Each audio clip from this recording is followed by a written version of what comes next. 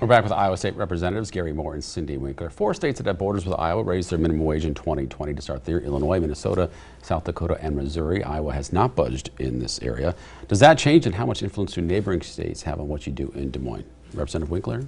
We've already heard from several businesses who have businesses on both sides of the river, and they are very concerned with the fact that we're sitting at $7.25 and that Illinois will be at $15 an hour by 2025. I think we do need to address it.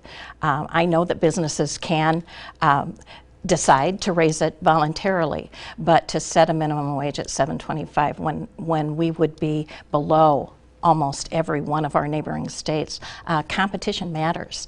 And today there was just a report that Iowa is joining Illinois in population loss, leaving Iowa to work elsewhere. And I think we need to think about that. Does it change, Representative Moore, the minimum wage? There's a pressure on other states from doing it. Not particularly. I agree with Representative Winkler. Competition does matter.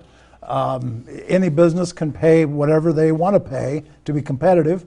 And we would encourage them to take a look at their salaries. We just don't think it's important for the government to set a minimum wage, that industries and businesses ought to have the right to select whatever wages they feel they can hire the people that they want at whatever salaries. So no direction is coming from the majority on this issue this session, doesn't it? No, I doubt that very seriously. Marijuana is another one of these issues where Illinois now has it legal for recreational use. Iowa state lawmakers adopted a law to expand the medical marijuana law last year, only to have the governor veto it. Where does it go this session? Does the state's hesitancy increase the chances Iowans take the risk and buy pot in Illinois? Representative Moore?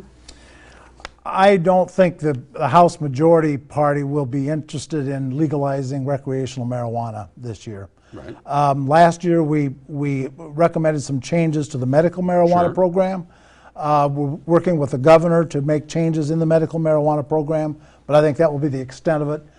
In Iowa, we are not interested in legalizing recreational marijuana in Iowa.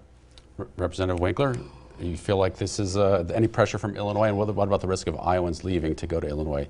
They might buy recreational marijuana for their medical purposes, I guess, potentially. I think the medical marijuana is still an issue, and the legislature is actually ahead of the governor in what we think we need to do in order to make the program accessible to those who have those conditions and could benefit from medical marijuana. So we would join in right-sizing the dosage and the amounts that an individual can have over a period of time, as well as increasing the ailments and medical conditions of individuals using medical marijuana. And both of you agree recreational marijuana is not on the agenda at all for Iowa?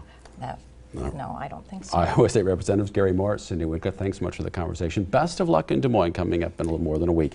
Straight ahead, threatening Iran after the U.S. Embassy in Iraq comes under attack. What risk comes with the military escalation? For the record.